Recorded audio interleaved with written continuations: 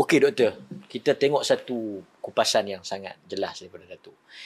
Hari ni orang dengar ceramah apa yang dia nak dengar, bukan apa yang patut dia dengar. Sehingga kan sebahagian penceramah ni dia bukan pening nak fikir tentang apa yang dia nak sampaikan, tapi apa yang boleh buat orang sonong.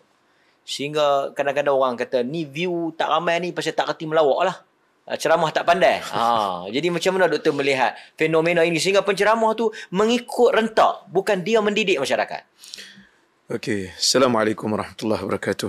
Bismillahirrahmanirrahim. Alhamdulillah wassalatu wassalamu ala Rasulillah wa ala alihi wa sahbihi wa man wala. Terima kasih pada Ustaz Mat selaku moderator pada malam ini dan sahibus samahah Datuk Mufti dan semua hadirin hadirat yang dirahmati oleh Allah Subhanahu wa taala sekalian.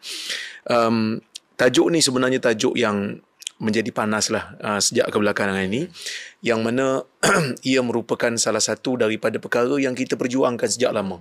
Bahkan masa Ana sendiri mendengar kuliah Datuk Mufti daripada awal dulu, waktu mula-mula balik daripada Jordan, Datuk Mufti antara orang yang awal yang menyebutkan tentang kepentingan memelihara adab dan akhlak di dalam ceramah agama. Yang mana dulu kadang-kadang kita pun terlibat dalam benda yang sama. Kadang-kadang ceramah politik yang dipanggil sebagai ceramah politik Islam, tetapi penuh di dalamnya makian, carutan, ghibah, umpatan terhadap bentuk muka, bentuk badan, bentuk fizikal orang-orang yang menjadi lawan Dijadikan bahan politik, dijadikan bahan hal-hal pribadi orang. Hal-hal pribadi orang dibangkitkan, dikorek dan sebagainya. Ini merupakan perkara yang disebut oleh Datuk Mufti daripada awal lama dulu dan konsisten alhamdulillah sehingga sekarang kita menyebutkan benda yang sama. Tapi lately kita lihat, akhir-akhir ini kita melihat perkara ini bukan hanya dilakukan oleh orang-orang politik. Orang-orang politik tu daripada zaman dulu kita fahamlah kerana dia nak menjatuhkan musuh politiknya. Itu yang dikatakan politik tu. Dikatakan politik ni sebab dia nak menjatuhkan musuh politiknya, dia memikirkan tentang numbers. Tapi bila dilakukan juga oleh orang-orang agama yang pada waktu ini non-partisan. Kerana kita dah ada satu aliran yang kita panggil third force. Aliran ketiga yang tidak memikirkan tentang politik dan numbers, lebih kepada berceramah, memberikan ruang, memberikan ilmu kepada masyarakat, mendapat ruang untuk memberikan ilmu. Tetapi kita melihat di sana dia memberikan, mungkin ada memberikan ilmu, ada memberikan fakta, tetapi tidak melazimi adab dan akhlak yang baik. Sebab itu kita kena kembali kepada asas balik. Kalau kita melihat kepada dakwah Nabi Nuh umpamanya, Allah Subhanahu wa taala merakamkan Nabi Nuh berbicara dengan Tuhannya. Qala rabbi inni da'awtu qaumi laylan wa nahara falam yazidhum du'ai illa firara wa inni kullama da'awtuhum litaghfira lahum ja'alu asabi'ahum fi adhanihim wastaghshaw thiyabahum wa asarru wastakbaru istikbara. Nabi Nuh berkata kepada Tuhannya, wahai Tuhan, aku berdakwah kepada kaumku siang dan malam dan tidak ada yang bertambah kepada dakwahku, ajakanku kepada mereka, melainkan mereka tambah lari padaku. Jadi, kita kena kembalikan pada zaman ini. Kalau Nabi Nuh hidup di zaman ini, katakan, adakah kita nak banding view dia dengan view penceramah-penceramah popular? Kan? Yang mana kadang-kadang ceramahnya itu menjadi popular bukan kerana konten ilmiahnya, tetapi kerana maki hamunnya, kerana lawak lucahnya, kerana membodohkan orang lain di dalam ceramahnya, menyebabkan orang boleh ketawa, menyamakan orang dengan haiwan, dengan fakta yang dia sendiri tak tahu betul ataupun tidak, dengan hadis palsunya, memfitnah lagi. Ini sesuatu yang kita rasa masyarakat perlu nilai semula. Nabi Nuh mengatakan, wa inni kullama da'awtuhum litaghfira lahum. Wahai Tuhan, setiap kali aku seru mereka supaya Engkau ampunkan mereka. Maksudnya dakwah kita pada masyarakat bukan untuk memberikan mereka ketawa sebagai satu matlamat yang utama. Tetapi dakwah kita kepada mereka supaya Tuhan boleh ampunkan mereka. Tuhan boleh ampunkan kita dan Tuhan boleh ampunkan mereka. Selalu saya ingatkan kepada diri saya dan semua pendakwah-pendakwah ini, apabila kita berdakwah, kita mahu mengutip pahala dengan dakwah ini. Kita mahu Allah Subhanahu wa taala pandang kita dengan pandangan rahmat apabila kita memberikan sesuatu yang baik kepada masyarakat untuk mereka amalkan. Allah Subhanahu wa taala memberikan kita pahala kerana kita nak apa yang Nabi SAW sebut dalam hadis, ilmin yuntafa'u bih, ilmu yang dimanfaatkan. Kita nak supaya bila orang dapat manfaat ilmu pada kita, orang amalkan, orang sampaikan, kita mendapat pahala. Tapi cuba bayangkan, kalau kita budayakan carutan, makian, kutuk mengutuk, fitnah memfitnah, apa yang orang dapat daripada kita, melainkan orang akan dapat satu benda yang buruk untuk kita amalkan. Dulu orang belajar mencarut di luar. Sekarang orang belajar mencarut di masjid. Orang belajar mencarut di masjid. Kalau katalah artis mencarut di pentas persembahan, kita tak boleh terima. Ingat lagi dulu ada satu orang pelawak yang buat satu aksi lucah dalam persembahan live. Dia kena tindakan. 2 minggu digantung oleh Astro. Kan? Digantung. Dan tak ada siapa pun yang mempertahankan.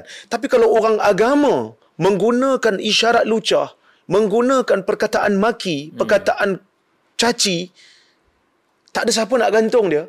Dan dibela oleh netizen. Dibela oleh orang-orang yang menjadi pengikut dia. Bahkan boleh kutip duit lagi lepas masjid selepas dia mencarut tu. Ya. Ini satu benda yang kita kena tahu. Kepada semua, ada orang kata kadang-kadang kita iri hati dan sebagainya. Kita tak ada iri hati dengan apa pun. Kerana alhamdulillah setakat ni kita mempunyai, saya sendiri, Datuk Mufti pun, kita ada pekerjaan tetap kita sendiri. Kalau kita tidak berceramah pun alhamdulillah setakat ni kita adalah pendapatan untuk yang makan tu lepas lah. Cukuplah makan. Kita tidak mencari makan dengan ceramah ini. Tetapi kita sebut ini atas dasar amanah.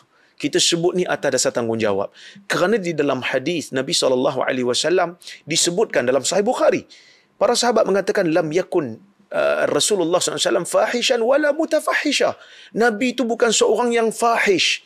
Nabi bukan seorang yang kotor, yang jijik. Fahish ini merangkumi perkataan, perbuatan dan sifat. Sifat Nabi bukan sifat yang jijik. Perbuatan Nabi bukan perbuatan yang jijik. Perkataan Nabi pun bukan perkataan yang jijik. Wala mutafahisha. Bukan juga Nabi itu mutafahish.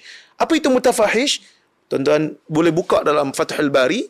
Ada satu tafsiran daripada seorang ulama, nama dia Ibn Hajar menukilkan daripada Daudi. Dia mengatakan mutafahish ialah orang yang yasta'milul fuhsh liyudhikan nas.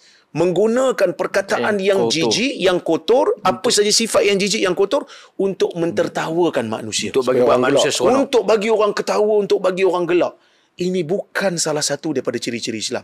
Mungkin ada orang dia bandingkan view. Dia kata, oh ya view ni berpuluh-puluh ribu. View ni ratus-ratus je. So dia kata kita boleh banding mana yang benar, mana yang salah.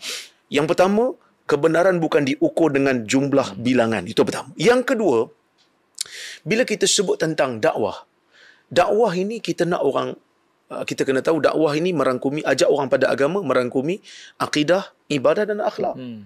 Kita nak orang ikut kita pada akidah. Kita nak orang ikut kita pada ibadah yang kita ajar. Kita juga nak orang ikut kita pada akhlak. Jadi kalau akhlak teruk, kadang-kadang kita rasa macam dakwah itu tidak berjaya. Kerana tidak mengikuti sunnah Nabi SAW. Apa keberhasilan dia? Apa keberhasilan? Sebab itu kita sebut Rasulullah itu sebagai uswatun hasanah.